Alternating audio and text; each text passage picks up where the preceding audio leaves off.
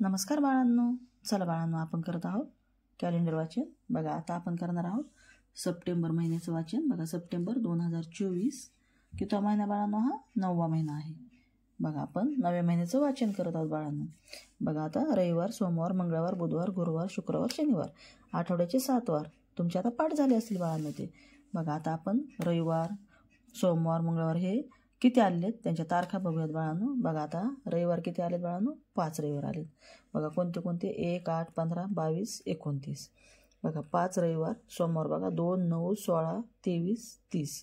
सोमवार सुद्धा किती आलेत बाळांनो? 5 आलेत. नंतर बघा मंगळवार 3, 10, 17, 24. बघा 4 मंगळवार आलेत.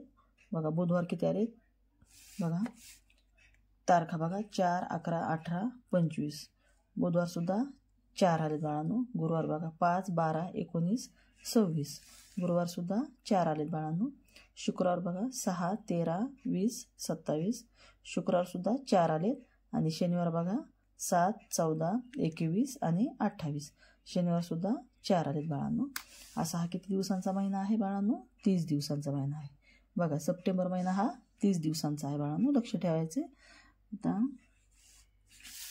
आता इथं 7 तारखेला काय आहे बाळांनो? श्री गणेश चतुर्थी. बघा बाळांनो 7 तारखेला गणेश चतुर्थी आहे. म्हणजे काय बाळांनो? गणपतीची स्थापना आहे. बघा कॅलेंडरमध्ये चित्र देतात बाळांनो.